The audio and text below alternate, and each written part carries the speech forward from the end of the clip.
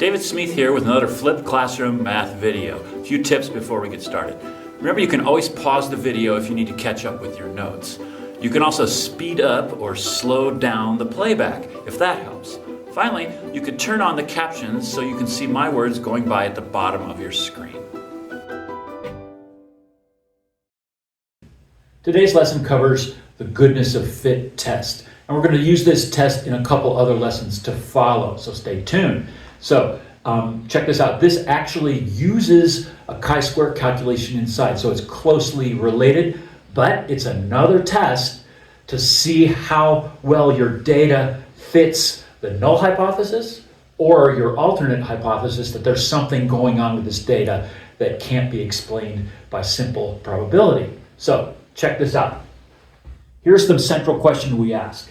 Is our data consistent with an expected theoretical model? So to use a real simple example, if I roll a six-sided fair die, we can calculate what we would expect to get using probability.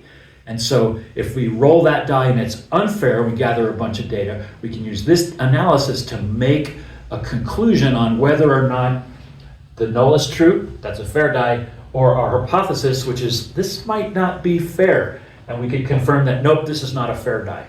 So what the goodness of fit test does is it compares your data to a uniform distribution. Now, uniform distribution is the distribution you would get if it fits the theoretical model that we would expect. So I want to show you what that distribution looks like, because this is different than the normal distribution or the binomial distribution. So let's step over here. Here's that dice example. And we rolled it, I'm just saying 10,000 times. There's a lot of dice rolling. And each bar represents how many times we got a 1, 2, 3, 4, 5, or 6. So the vertical axis is the frequency of results. Now, if you roll a die 10,000 times, you would expect roughly a rectangular distribution because you'd get equal numbers of each die. Or by the time you rolled it 10,000, these bars might not be quite the same height, but essentially you would have a horizontal distribution. So you're not going to get some kind of a bell curve or anything like that. You're not going to get that. You're going to get a rectangular distribution. A uniform distribution looks like for rolling a fair die. Okay, so we need to set a few parameters before we do our calculation. Degrees of freedom for a goodness of fit test is determined a little differently. And we use the letter V for degrees of freedom for a goodness of fit test, and it's n minus 1. And n is simply the number of categories present in your data. So we're going to do an example next, and you're going to see we're going to figure out what n is. Now we're going to jump into the calculator and calculate our result from the goodness of fit test, and then comment on the hypothesis, the null, and the alternate. All right, let's put this to work in an example. So we interviewed a whole bunch of people. You're going to have to figure out how many. And we asked them this question: which day of the week were you born?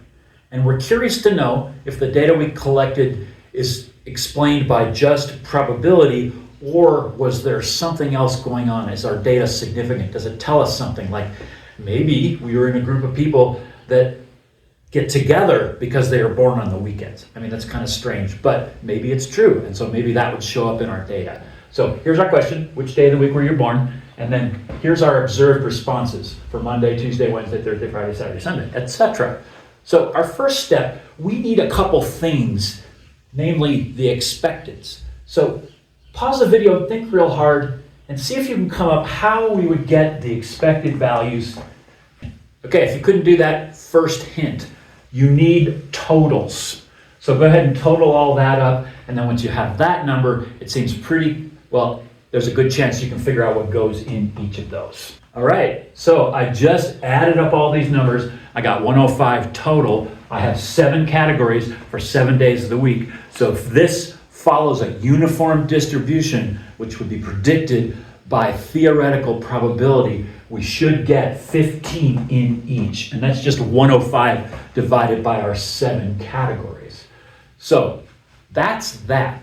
Now I want you to pause the video and figure out what our degrees of freedom, which we're calling V, what is that going to be for this problem? All right, according to our formula, the degrees of freedom, which we're calling V here, is just n minus 1, where n is the number of categories. Our categories are days of the week. There are 7 of those, so it's 7 minus 1, or 6. So for this goodness of fit test, we're going to use 6 for our degrees of freedom.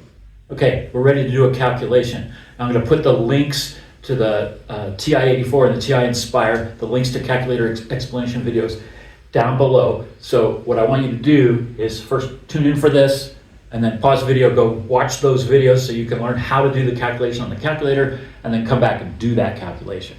So we have to give you these 2 things. Critical value, you're going to need that to evaluate your results, and you're going to need the significance level. So critical value is 12.952, significance is 5%.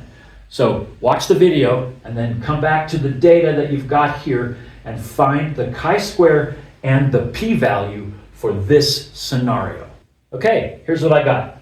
Chi-square of 1.6 and a p-value of 0.953. So you can see this is a chi-square calculation, but it's done in a different context.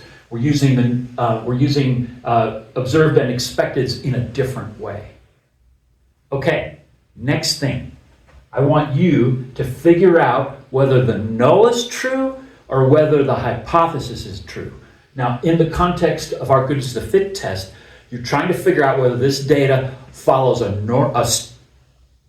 this gets confusing because we had normal distributions, we had binomial distributions. This one has to follow a uniform distribution. So essentially, the null is yes, it does, and the alternate is no, it doesn't. So go ahead, pause the video. This is the same process that you used with the chi-square. So see what you find out.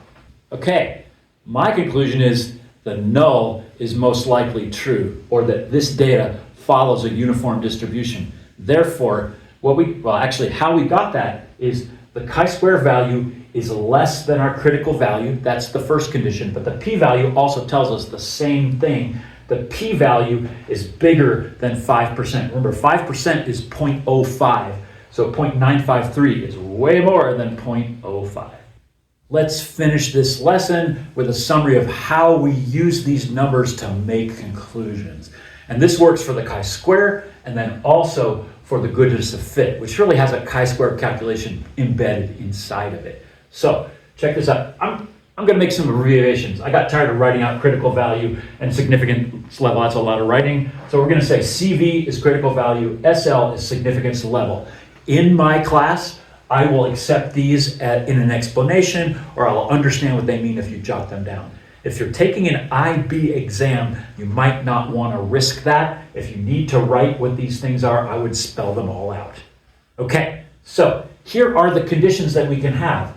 Chi-square greater than the critical value or less, and then P greater than the significance level or less. So what I want you to do is pause the video and write here whether you accept or reject the null hypothesis. Let's see how you did. Here are the results. Compare what you wrote with this list, and then I'll go through kind of my way of remembering how this works. Okay? So, chi-square compares to critical value.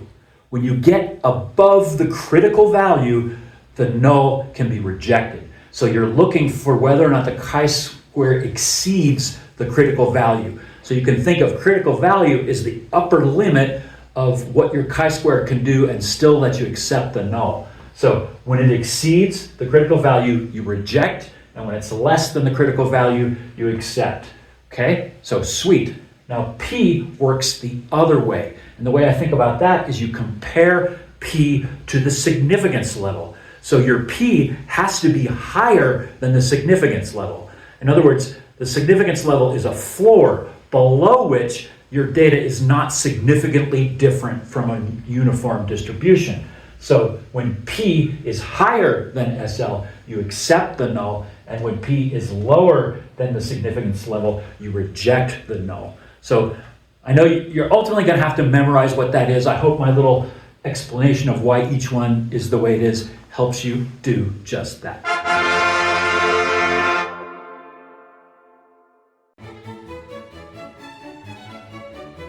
Now that you've watched the video, take a moment and write down any questions that you might have so you can bring them to our next class. Remember that you can always watch the video again and perfect your notes. Finally, if you enjoyed the video, please click the like button down below, and if you'd like to help me grow my YouTube channel, please click subscribe.